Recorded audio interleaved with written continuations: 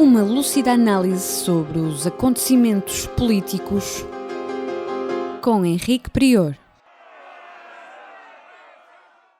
Sejam bem-vindos a mais um Política Impura na radiotransforma.net e no YouTube. Como habitualmente, pedimos para partilharem e colocarem gostos neste programa a fim de que ele atinja os seus objetivos.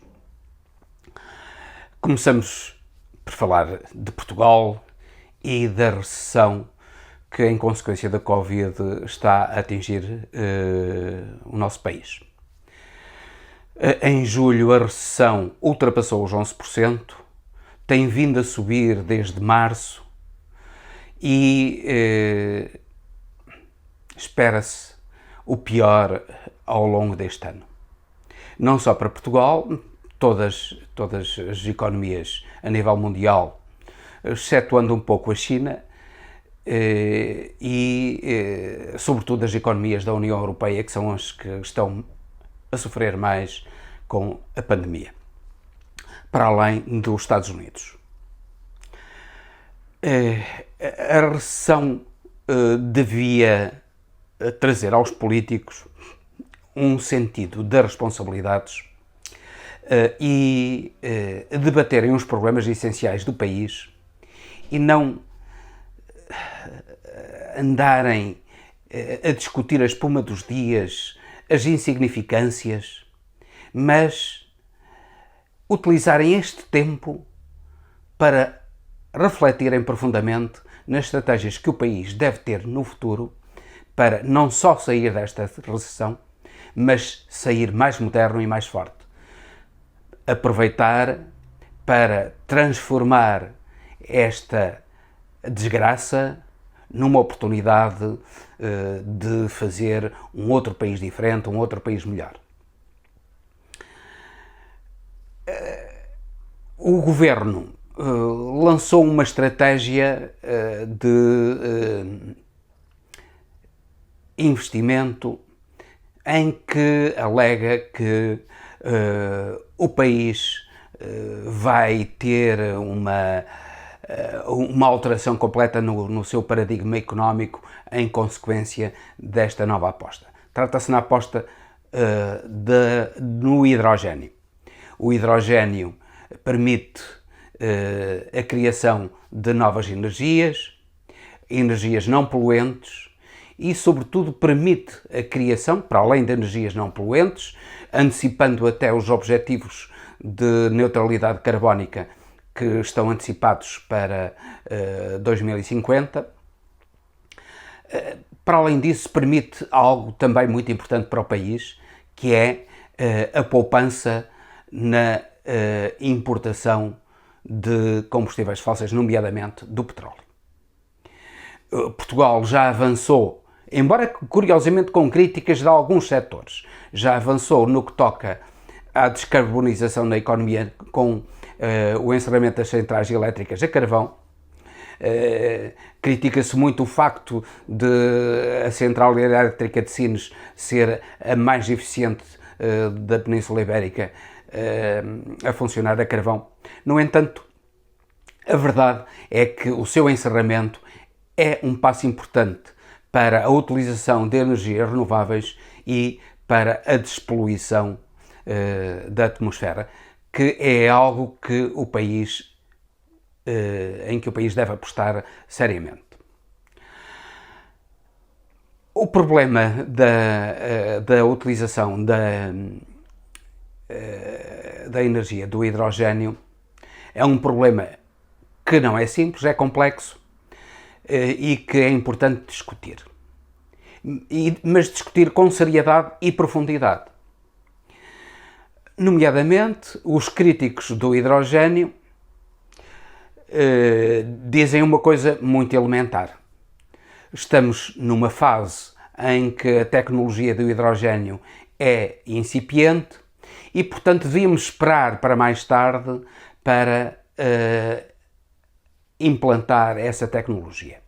Lembrando o problema das energias renováveis, sobretudo das solares e das eólicas, que custaram ao país muitos milhões de euros porque, segundo eles, foram implantadas antes do tempo. Ora, convém distinguir bem os problemas para que a opinião pública não fique confundida. Porque, no fundo, há aqui também uma luta grande de interesses interesses. Aqueles que criticaram o encerramento de Sines são os mesmos que criticam a aposta no hidrogênio.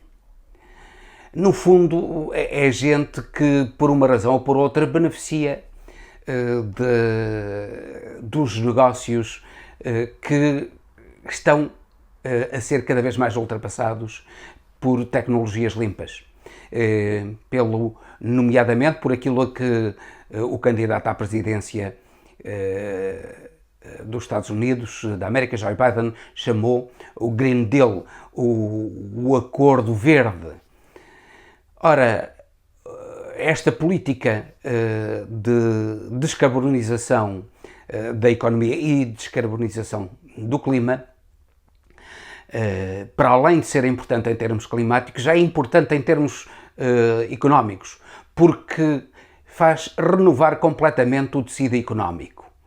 É como se dissesse, como estamos a lembrar-nos como aquelas pessoas que no final do século XVIII, ainda no século XIX, eram contra as máquinas que estavam a ser implantadas na indústria têxtil e na indústria das confecções, sobretudo na indústria têxtil inglesa, e que diziam que eram caras e retiravam o trabalho humano e embruteciam as pessoas. Ora, isso é lutar contra a realidade. Não era possível continuar-se com a manufatura. Como não é possível continuar-se com as tecnologias do carvão e tecnologias ultrapassadas dos combustíveis fósseis. As novas tecnologias estão aí e há que apostar nelas decisivamente e, se for possível, antecipar a sua implantação relativamente ao período de maturidade dessas tecnologias. É bom que isso se faça, até porque o período de maturidade dessas tecnologias será o período de renascimento de outras tecnologias, ainda mais eficazes do que aquelas que agora estão a ser levadas a cabo. E quando se critica aquilo que sucedeu com as renováveis que custaram ao Estado muitos milhões de euros, isto é, custaram aos contribuintes, estão a custar aos contribuintes muitos milhões de euros em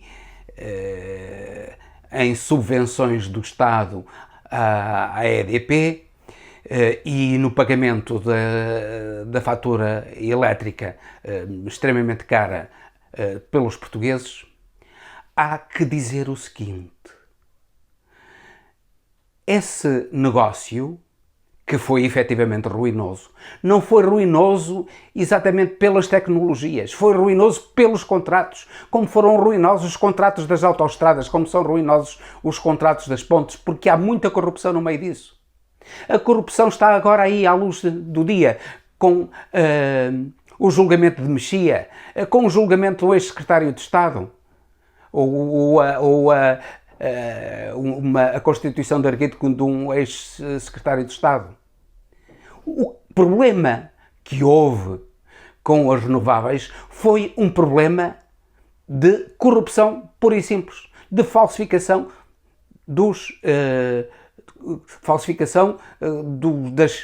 da neutralidade ou da imparcialidade contratual. Os contratos efetuados com a EDP, os contratos das autoestradas, outros contratos são contratos absolutamente leoninos, as parcerias público-privadas são contratos absolutamente leoninos, em que o Estado fica sempre a pagar e os particulares são sempre os beneficiários desses contratos.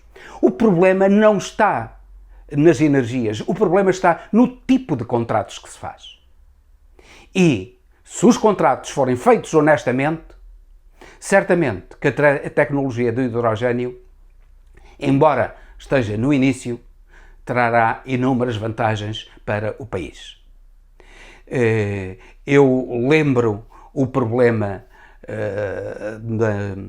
do TGV, nomeadamente, foi discutido, foi amplamente discutido, houve muito alarido e, sobretudo, muita demagogia à volta do TGV e, infelizmente, hoje nós somos uma ilha ferroviária na Europa, porque não modernizamos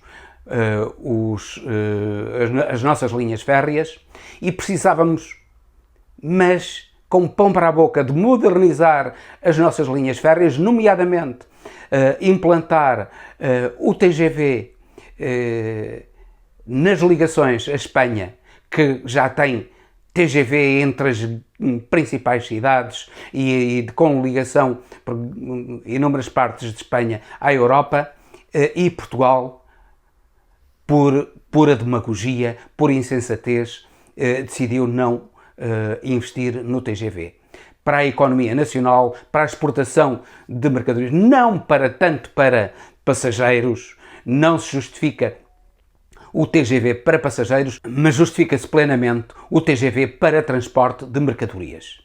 E, portanto, toda a demagogia que se fez à volta do TGV prejudicou altamente o país, que tem custos acrescidos no transporte, porque as mercadorias são transportadas ou por caminhão ou por barco. E isso torna muito mais onerosos os custos de transporte. É importante que se diga a verdade. É importante que as questões sejam discutidas até ao fim e que se ponha o dedo na ferida. O grande problema das novas tecnologias é, sobretudo, no que toca a contratos público-privados, é, sobretudo, uma elevada corrupção na realização desses contratos, que leva a contratos leoninos a favor dos privados e o Estado a ser altamente prejudicado em todos esses contratos. Repare-se que é perfeitamente possível elaborar contratos em que, à medida que os preços da energia forem baixando no mercado, os preços também de subvenções, de custos, de sobrecustos no investimento no hidrogênio, forem acompanhando essa descida no mercado, o que é perfeitamente possível. Só que isso não foi feito no caso das renováveis, esperamos que seja feito no caso do hidrogênio, para que Portugal esteja na linha da frente no investimento, na descarbonização, no investimento nas novas tecnologias para a produção de energia.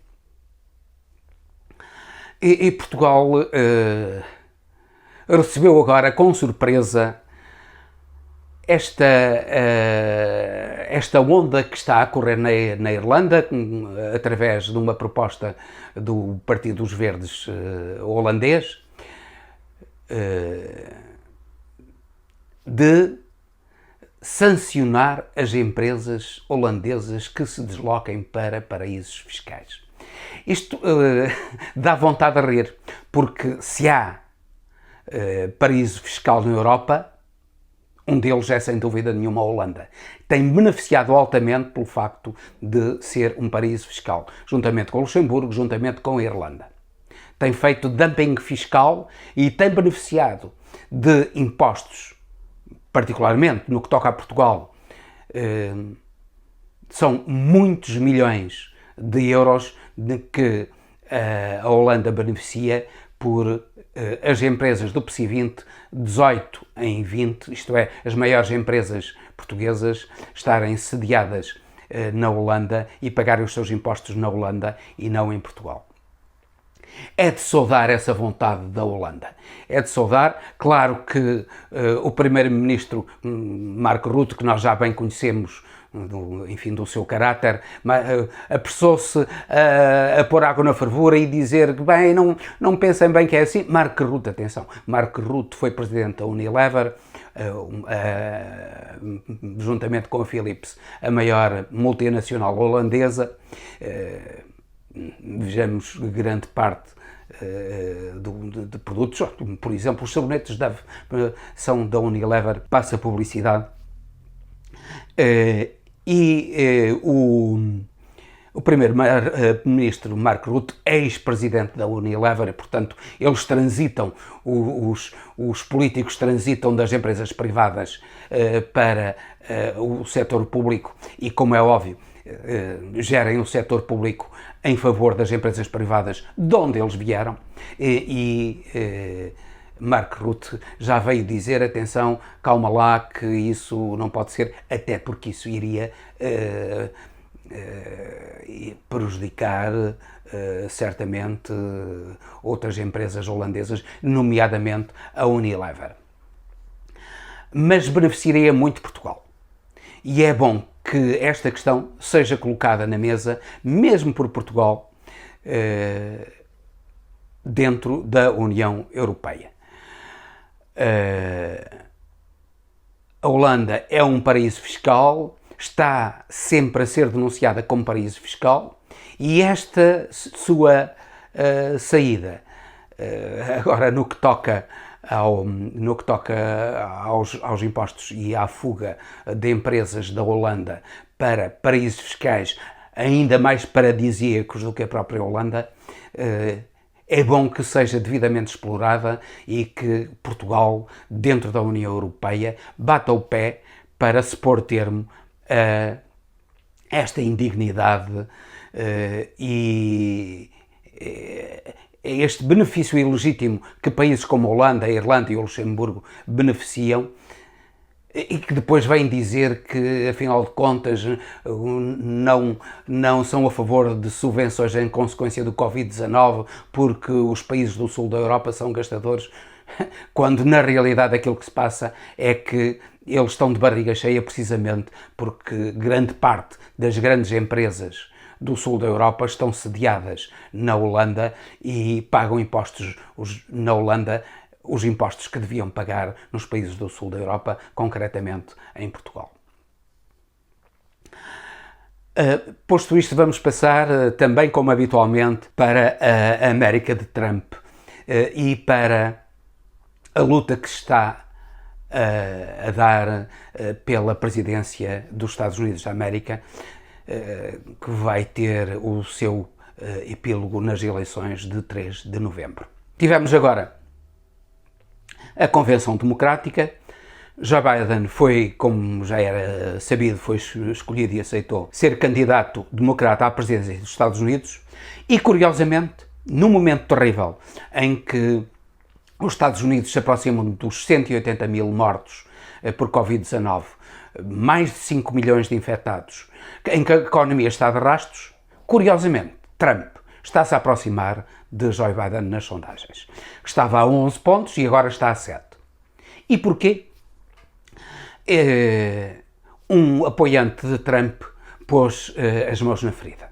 É que, efetivamente, o povo americano está imbecilizado, mas, sobretudo, o povo americano gosta de luta. O povo americano gosta da agressividade. E o discurso de Joe Biden é um discurso morno, é um discurso fraco, e o discurso de Trump é um discurso agressivo, insultuoso e mentiroso.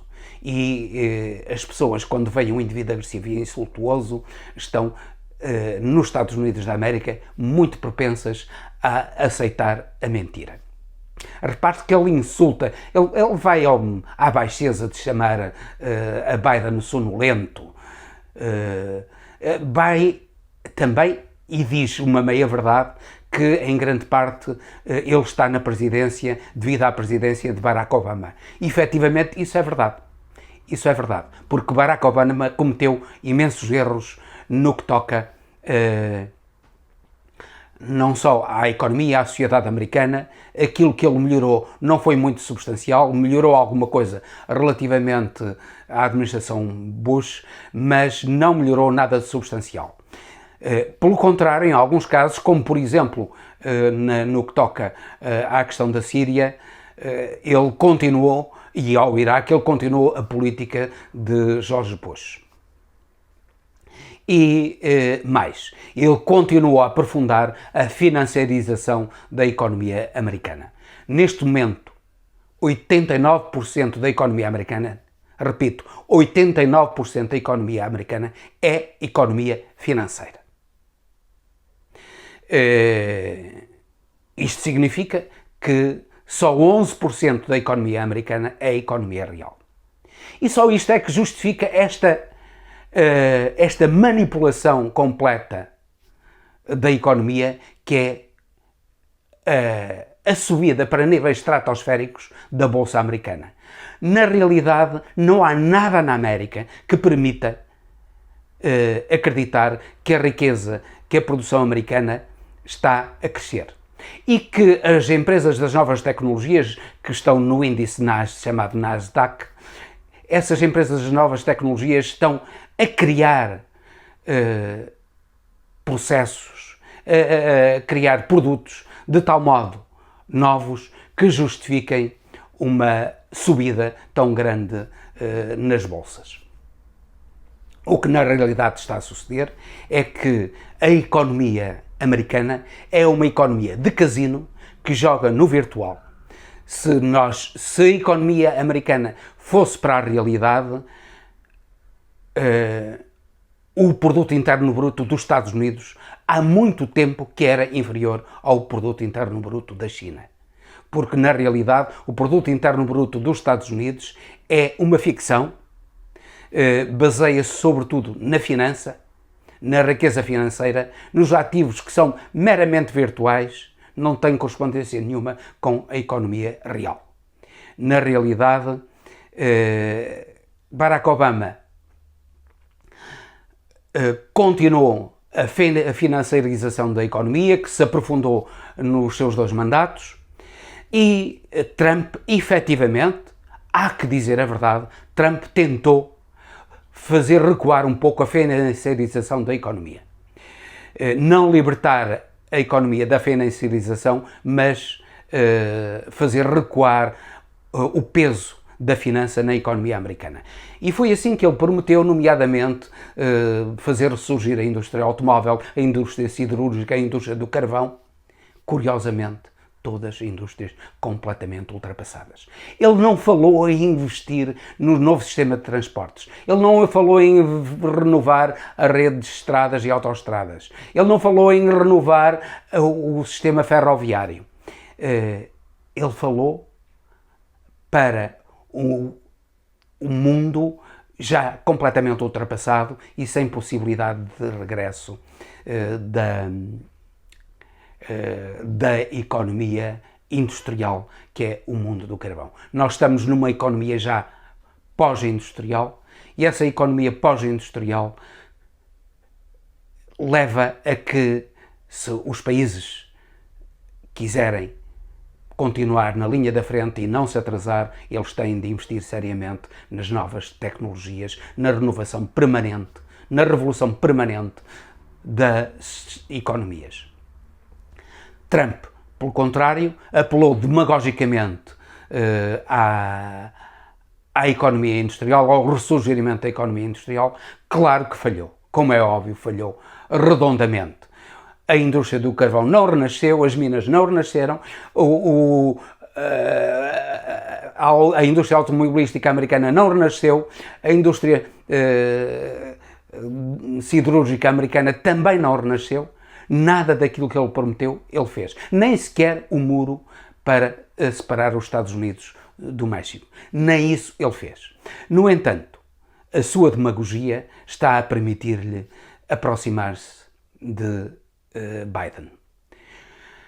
É espantoso como é que ele se recusa a apresentar os seus impostos, apesar de intimado pela Justiça.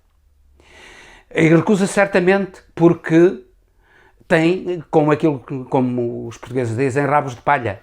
Porque quem não deve não teme. Quem não deve não tem problemas nenhuns de mostrar os seus impostos,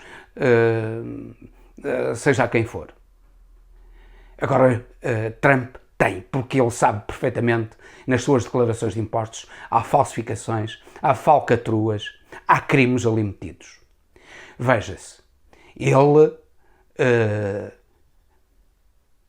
apostou também na luta contra a corrupção. Uma das suas palavras de ordem na sua campanha presidencial de 2016 foi a luta contra a corrupção. E à volta dele já foram presos inúmeros corruptos. O último corrupto foi Steve Bannon, que acabou de ser preso esta quinta-feira, foi libertado agora. Um outro já tinha sido preso, mas depois e condenado a uma pena de prisão, mas que foi indultada por Trump. Certamente que Steve Bannon está profundamente ligado a Trump e a sua prisão iria chamuscar Trump. Mas agora Trump diz que eu quase que não o conheço.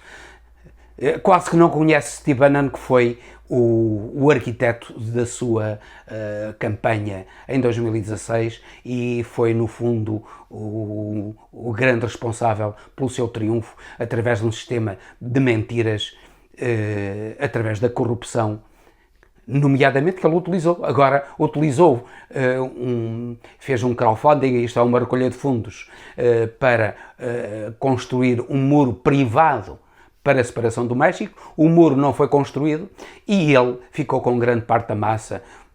$1 milhão foi para ele e outros milhões para outros seus colaboradores. E é Steve Bannon que é o primeiro a erguer a luta contra a corrupção. Repare-se que Steve Bannon e a sua organização são os financiadores de grande parte dos partidos de extrema-direita europeus. Na Itália, em França, na Espanha e em Portugal, no Chega. O Chega é financiado por Steve Bannon. E daí que Ventura já tenha dito, depois da prisão de Steve Bannon, pois nós receamos sermos também investigados. Claro que tem receio, porque as despesas do Chega em campanhas são absolutamente astronómicas, as contas do Chega estão completamente falsificadas, é notório que estão. Veja-se a quantidade de cartazes, a despesa enorme que o Chega gasta em cartazes permanentemente renovados em todo o país e que não eram rendimentos do Chega através de um único deputado que lhe permitiria ter essa propaganda toda pelo país. A prisão de Steve Bannon é uma boa notícia, não só para os Estados Unidos, mas também para a humanidade, para Portugal em particular, para a Europa em particular. Steve Bannon pretendia a destruição da União Europeia. Pretendia fomentar os falsos nacionalismos daqueles que estão sempre dispostos a trair a pátria, precisamente por aquilo que recebem do estrangeiro.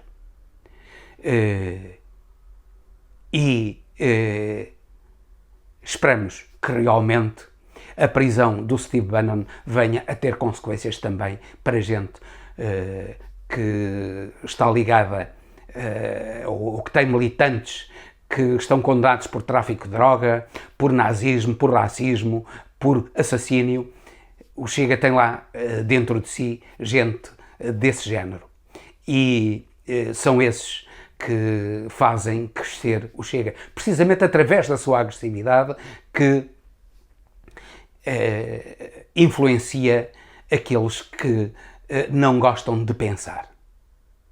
Porque, na realidade, grande parte do eleitorado americano, como português, como de outros países, não gosta muito de pensar.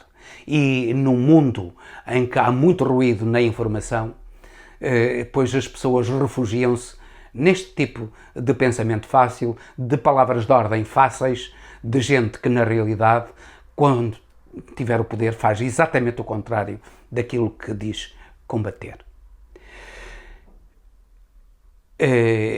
E do Brasil passamos, como habitualmente, para, ou melhor, dos Estados Unidos da América, passamos habitualmente para o Brasil. Digo, ainda relativamente à América, convém dizer que neste momento o discurso agressivo de Trump é um discurso que cola bem nos americanos, no americano médio, porque neste momento a América é um país acossado. A América foi durante muitos anos a primeira potência mundial e está a perder o lugar de primeira potência para a China. O povo americano sente que está a perder riqueza. O povo americano sente que cada vez mais a economia americana se está a afundar no contexto internacional. E isso leva um acossado a aceitar a agressividade, porque se este mundo é agressivo, tem de se lhe responder com agressividade também, segundo o pensamento normal do americano médio. Ora, é precisamente esse, por não compreender isso, que Joe Biden e a sua equipa, com Kamala Harris, estão a perder a sua vantagem no que toca a Trump. Ora, de Trump passamos para o país de Bolsonaro, para o Brasil e para a absoluta indignidade que neste momento é o governo brasileiro. E particularmente essa ministra paranoica, louca, ignorante, mentirosa, que é a ministra Damares, que se diz ministra da Família. A ministra Damares orquestrou agora uma manifestação contra uma menina que foi violada, que engravidou e que depois fez um aborto, agora que tem apenas 10 anos. Foi uma tragédia para essa menina e aquilo que Damares fez foi uma crítica aos pais dessa menina e uma crítica ao médico que fez o aborto, à instituição que fez o aborto, e não uma crítica severa a um tipo de sociedade que fomenta precisamente estas violações. Essa sociedade violenta que a Damares e o governo de Bolsonaro estão a promover. A violência que é uma violência não só verbal, mas uma violência também real, propugnando pela militarização da sociedade. Neste momento o governo é maioritariamente militar, propugnando pelo armamento da população e propugnando por uma política cínica de bênção das igrejas, de um pretenso Deus sobre essa política. Damares e, espante-se, os bispos brasileiros chamaram àquele aborto, um crime hediondo. Não invectivaram tanto o crime do indivíduo que violou aquela criança. E, estranhamente, não puseram em questão o facto dela ter engravidado. Afinal de contas, se é Deus que tudo permite, que tudo manda, então Deus permitiu a gravidez de uma criança na sequência de uma violação. Isso, os senhores bispos e os pastores, nomeadamente a Damares, não se interrogam sobre essa questão. Damares, aquilo que fez foi divulgar, inclusivamente nas redes sociais, o nome da menina, das pessoas que fizeram o aborto, das instituições e todos dos pais dela, violando o seu dever de sigilo, o dever que estava obrigada, cometeu um crime. Esperamos que a justiça brasileira, de uma vez por todas, julgue essa indivídua chamada Damares, que já cometeu vários crimes, e a justiça brasileira tem sido demasiado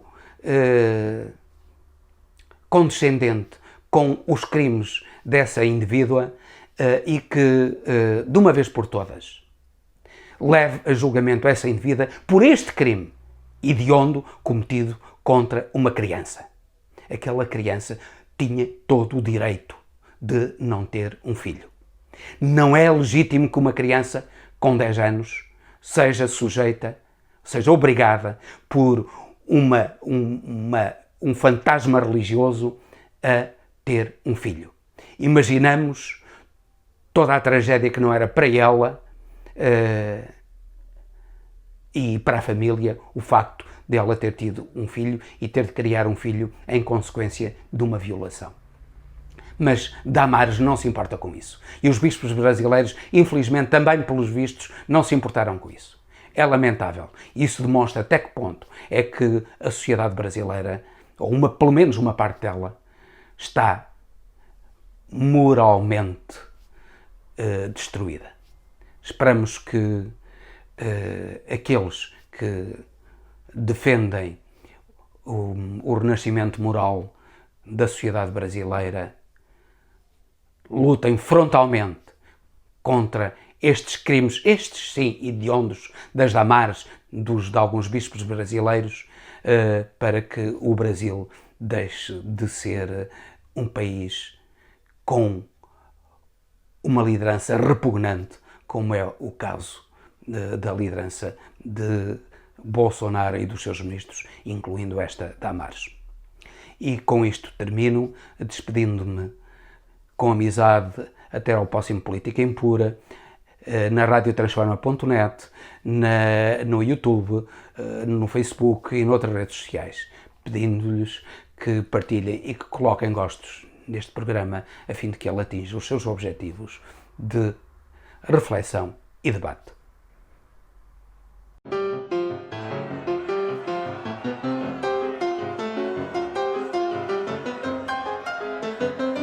Uma lúcida análise sobre os acontecimentos políticos com Henrique Prior.